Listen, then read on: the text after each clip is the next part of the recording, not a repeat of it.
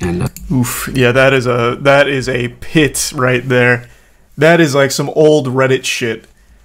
I think that one of the worst things you can do is be like creepily persistent about things.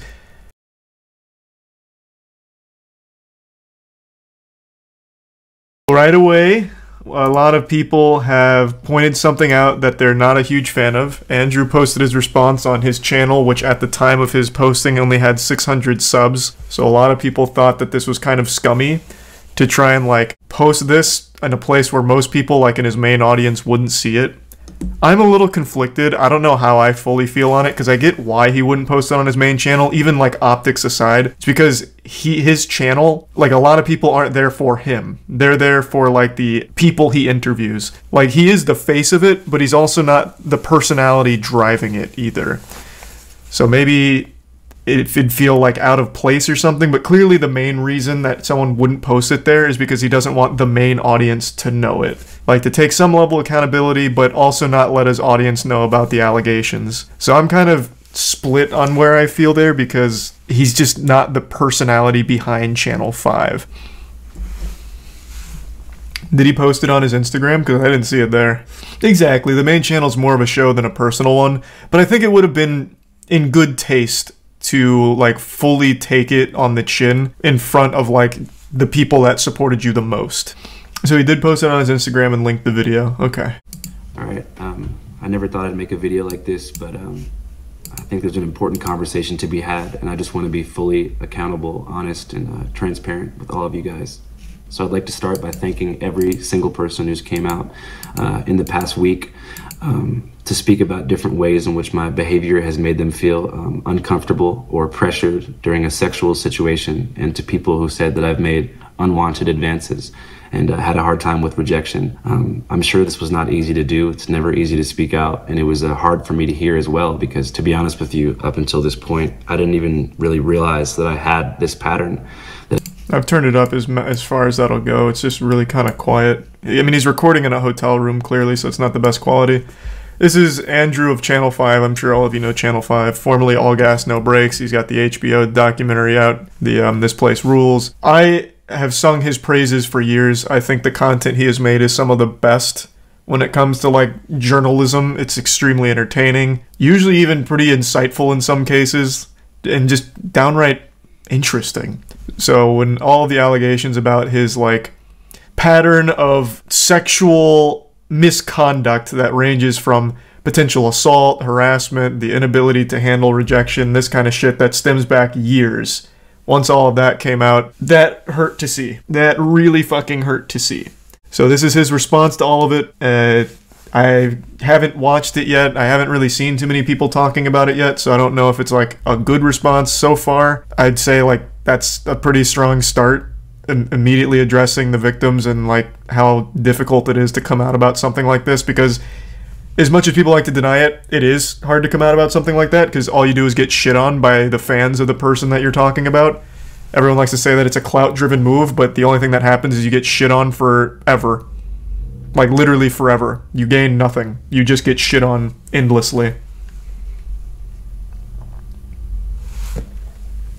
Thanks for the 5 gift subs, Maple. The resub Equestrian, Orphan, and the Tier 1 Happy. That had affected multiple people. I'd also like to apologize for my silence. I think that when this stuff first came out, I was in a state of denial and shock. I was, just riding the high from my movie that just came out, and then within 48 hours, I was denounced by my closest collaborators, and my name was printed in 40 different news outlets next to the words sexual misconduct, and I just kind of spiraled into a mental health crisis.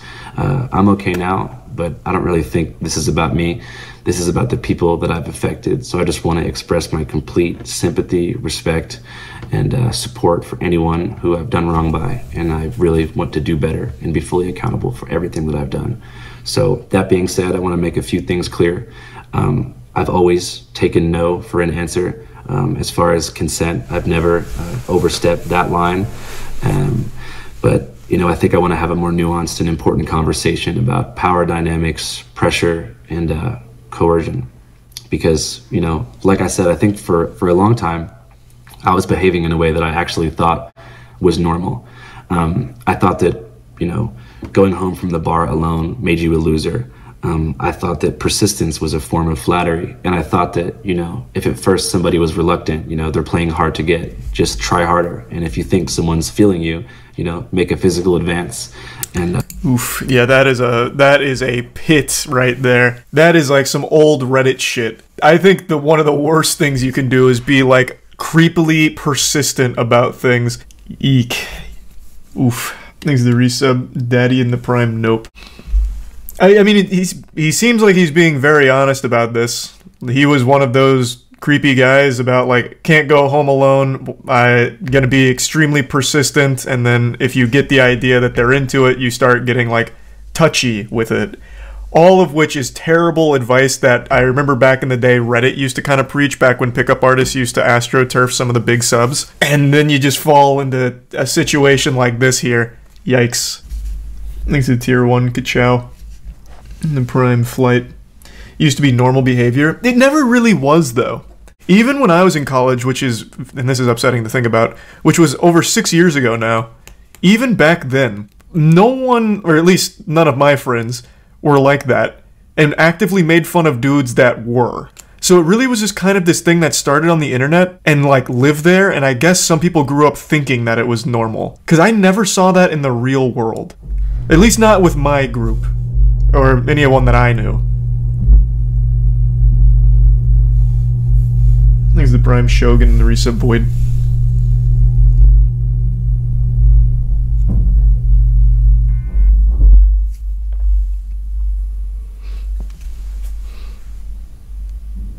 You see it in the real world if you take a look and listen. Oh, I'm not doubting that it exists. What I'm saying is it wasn't, like, normal. At least, never from what I saw.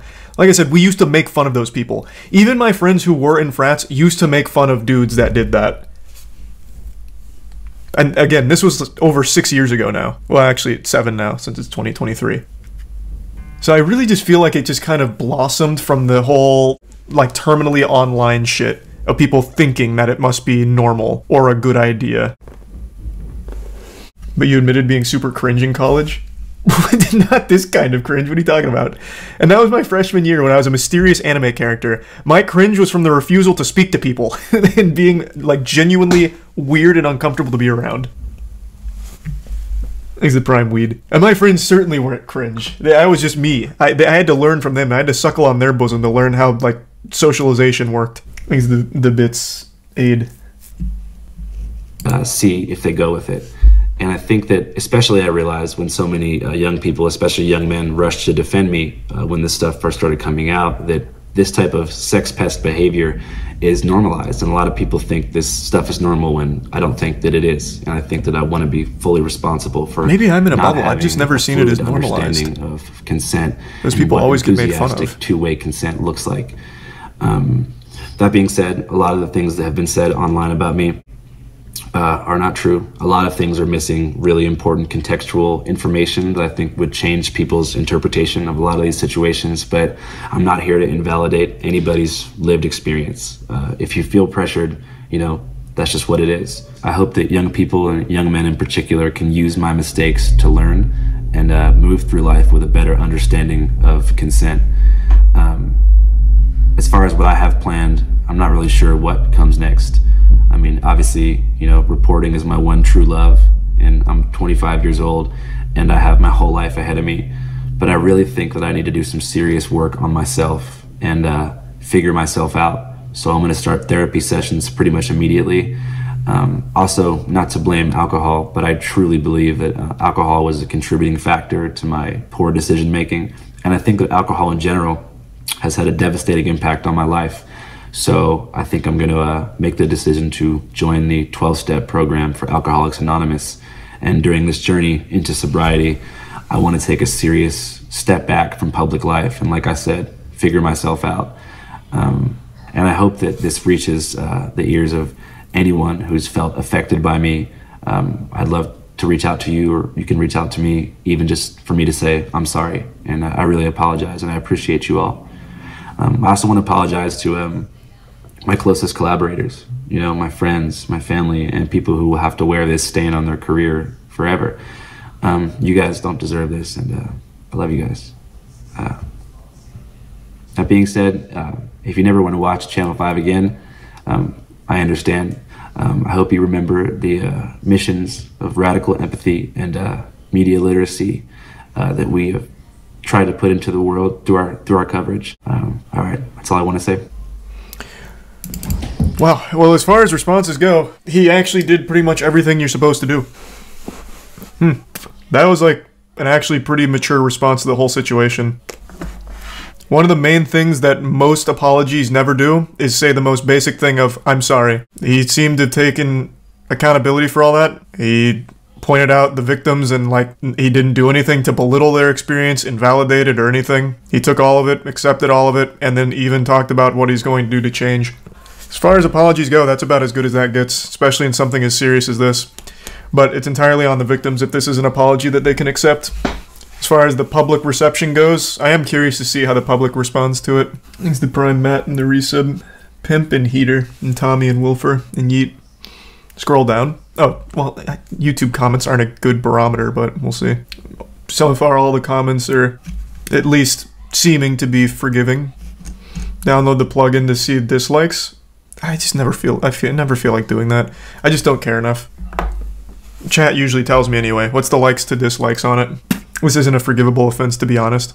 Yeah, sex crimes are usually something that I don't usually see people move on from. I don't really know how you don't get the lesson like the first time.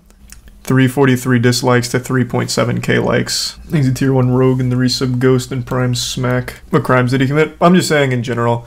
I think the big thing he was accused of, at least from most of the allegations I saw, was this inability to accept rejection. So one of the big ones that came out with the pictures and the texts is the girl who repeatedly kept telling him no, she doesn't want to, and then apparently she finally relented just to get him off of her.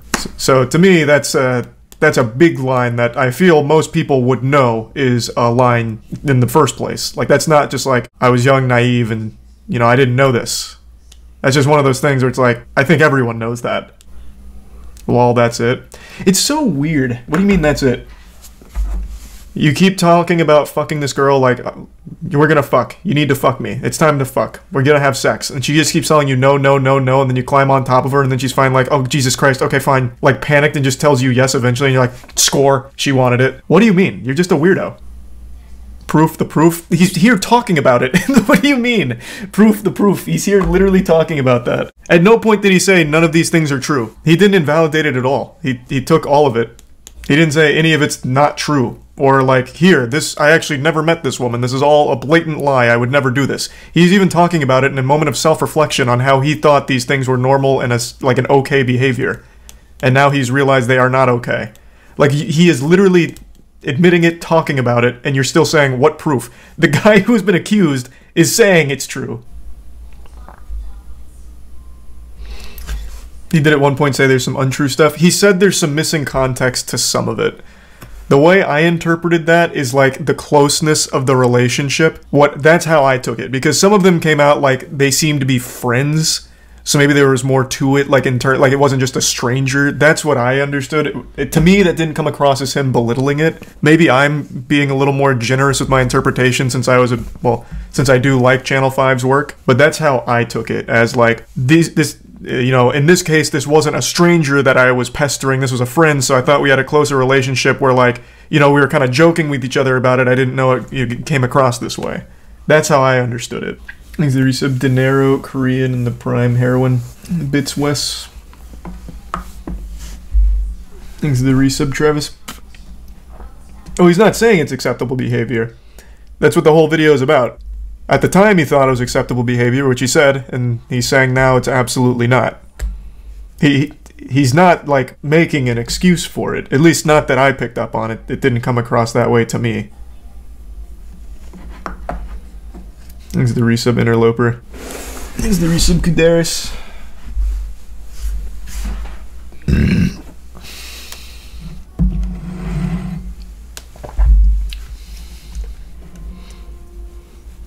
He pestered them. He never got on top of a girl after. No, please clarify. Her statement was that she eventually consented just to get him off of her. which to me sounded like the way that it read, or the way that it sounded, he was on top of her. Maybe she meant it more figuratively instead of literally, perhaps. But regardless, even still, after like 1,000 no's and then finally just saying yes to get out of this situation, it's not much better. Why did this only come out after his big movie? So it didn't. That's the crazy thing. It never picked up steam until one of the more recent, well, the most recent with the girl on TikTok.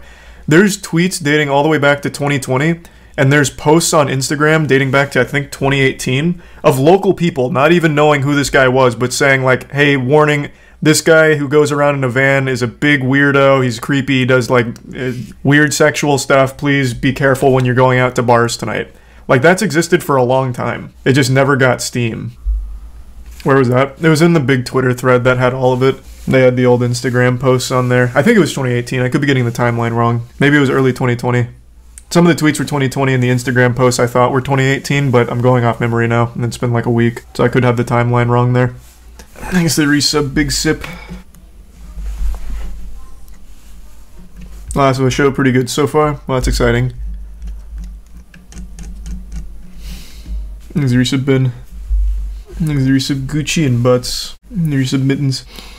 Please rewatch the first half of the apology and listen to how explicitly he said he respected the word no, and then immediately went into talking about how he thought the behavior was acceptable about persistence. So that to me, that is him not necessarily respecting the word no. How is anyone still being like confused? All of this was very straightforward in terms of a response. He himself is even talking about his persistence and not picking up on these things. So while they may have been saying no, like, hey, I'm not interested, or giving the cues that they're not interested, he was still being persistent and not respecting it. Like, I don't know what you're even arguing. He himself isn't even arguing that. Him saying that he respected the word no, I'm assuming is referring to like when someone blatantly put their foot down and like kicked him the fuck out. He didn't like kick the door in and go in. But in terms of like declining and rejecting advances, he himself admits that his persistence, like, he kept going. What are ways to stop thinking this? What? No, it's you don't need like a lesson on like rejection. Like, getting rejected is a really easy thing to pick up on, even for someone with no social cues at all. And once you get rejected, you should just take that on the chin and like get stronger from it, instead of like keep trying to like make it work. There's a tier 1 Bambi and the resub Frosty and the bits Alligator and Jaguar.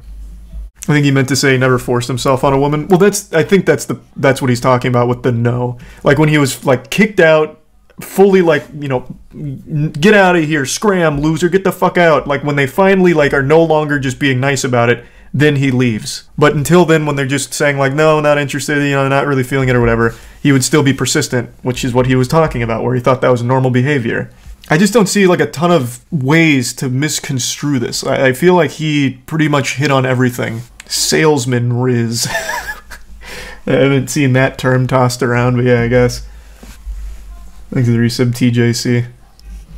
I don't know why I always like the kind of like blatant wrongness of a statement like this is just so infuriating that I can't just not address the one guy. She sent mixed signals and eventually gave in and said yes, thus she consented. In your own statement there, do you not see how fucking weird that is?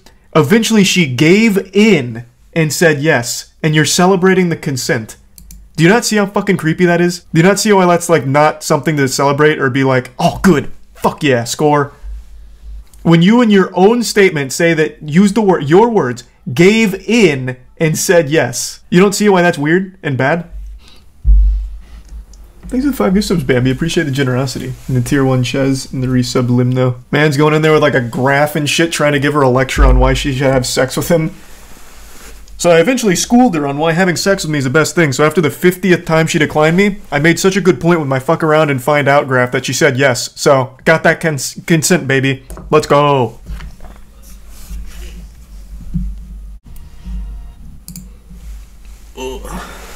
There's some weird ass people in chat. It's only a couple though. It's just, I don't know, a take like that where even in their own statement they very clearly make it obvious that it's weird and wrong by using the word give in and still defend it makes no sense. Like, it's just this lack of self-awareness that actually just makes me upset. I think self-awareness is one of the most important lessons someone can learn. Only a couple, that's a bold statement. I have legitimately been keeping my eye on a couple of the the weird suspects. It's not as many as you think. It's just the same people repeating the same point. It's really not that many, but it's just hard not to get one guide when they very clearly lack this self-reflection. Exit prime lay.